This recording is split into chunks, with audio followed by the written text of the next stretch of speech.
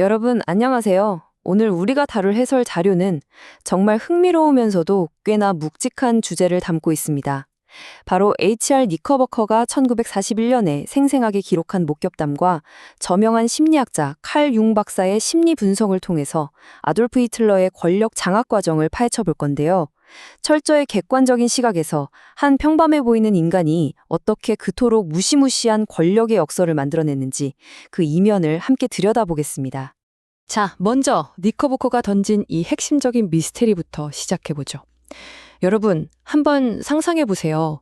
외부인들 눈에는 그저 우스꽝스러웠던, 그래서 전혀 위협이 될 거라고 생각조차 못했던 한 남자가 도대체 어떻게 세계를 속이고 유럽 대륙 전체를 집어삼킬 수 있었을까요? 오늘 우리가 풀어나갈 가장 중요하고도 소름 돋는 퍼즐이 바로 이겁니다.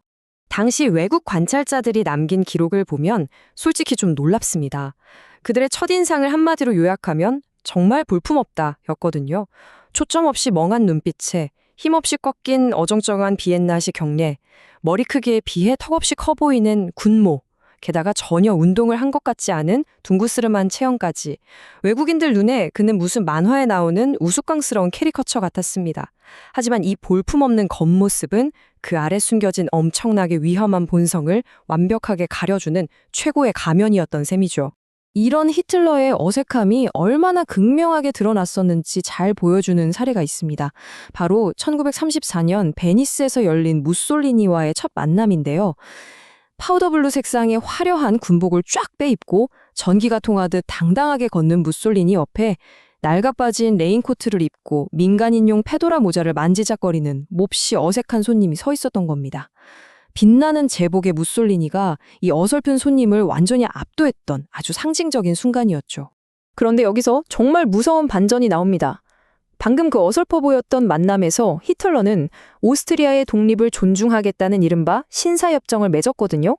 하지만 불과 40일, 딱 40일 만에 그는 돌프스 쿠데타를 배후에서 조종하며 그 약속을 산산조각 내버립니다. 겉보기엔 그저 우스꽝스러웠던 그가 실제로는 얼마나 냉혹하게 판을 뒤집을 수 있는 인물인지 전 세계에 보여준 첫 번째 사건이었습니다. 자, 그렇다면 독일 국내에서는 어떻게 그 절대 권력을 쥐게 되었을까요? 1934년에 힌덴부르크 대통령이 사망하자마자 히틀러는 정말 전례 없는 일을 벌입니다. 자존심 강하기로 유명한 독일 전체 군대의 서약서를 아예 바꿔버린 건데요. 헌법이나 국가가 아니라 오직 아돌프 히틀러라는 개인에게 영원한 충성을 맹세하도록 만들었습니다. 군대를 자신의 철저한 개인 사병처럼 묶어버린 결정적인 한 수였죠. 하지만 이 맹목적인 복종이 그냥 서약서 한 장으로 얻어졌을 리는 없겠죠. 당시 깐깐하고 신중했던 독일 참모본부 장군들은 매번 히틀러의 계획에 결사반대했습니다. 라인란트 재무장부터 프랑스 함락에 이르기까지 장군들은 끊임없이 파멸을 경고했어요. 그런데 히틀러는 그들의 예상을 비웃기라도 하듯 이 무시무시한 도박들을 연달아 성공시켜버립니다. 자신이 항상 옳다는 걸 증명해내면서 군부의 입을 다물게 하고 완벽한 복종을 이끌어낸 겁니다. 군사적 도박도 도박이지만 사실 히틀러가 가진 진정한 무기는 따로 있었습니다. 바로 사람의 마음을 완전히 홀려버리는 연설 능력이었죠. 니커버커는 이 능력이 가장 완벽하게 발휘된 순간으로 1934년 7월에 제국의회 연설을 꼽습니다. 이 연설은 히틀러가 자신의 최측근들을 무자비하게 처형했던 이른바 피해 숙청 직후에 이루어졌는데요. 여기서 이 20이라는 숫자에 똑 주목하셔야 합니다. 피비린내 나는 숙청 직후 자신의 행동을 정당화하려고 단상에 선 히틀러 앞에서 충격에 빠진 청중들은 무려 20분 동안이나 마비된 듯 앉아 있었습니다. 완벽한 침묵, 누구 하나 숨소리조차 크게 내지 못하는 정말 숨막히는 긴장의 시간이었죠. 바로 그때 히틀러가 그 무거운 침묵을 깨고 절규하듯 이렇게 내뱉습니다. 나는 독일의 대법원이었다. 나는 독일의 최고 법관이었다. 내가 바로 독일이다. 와, 정말 소름 돋지 않나요? 이 한마디가 터져나오는 순간 의회장의 긴장감은 산산이 깨졌고 최면에 걸린 듯한 참석자들은 절대적인 복종의 환호성을 터뜨렸습니다. 대중의 공포를 단숨에 광적인 열광으로 뒤바꿔버린 겁니다. 이런 압도적인 대중 장악력의 밑바탕에는 아주 끔찍한 가치관이 깔려 있었는데요. 놀랍게도 그는 자신의 책 나의 투쟁에서 이걸 대놓고 밝혔습니다. 잔혹성, 광신, 냉혹함, 테러리즘 같은 것들을 공개적으로 차명한 반면에 인간애나 평화주의, 자유 같은 가치들은 나약해 빠진 거라며 적극적으로 짓밟았죠. 이 어두운 가치들이 바로 그의 통치를 지탱하는 핵심 뼈대였습니다. 자, 그럼 여기서 가장 근본적인 의문이 하나 생깁니다.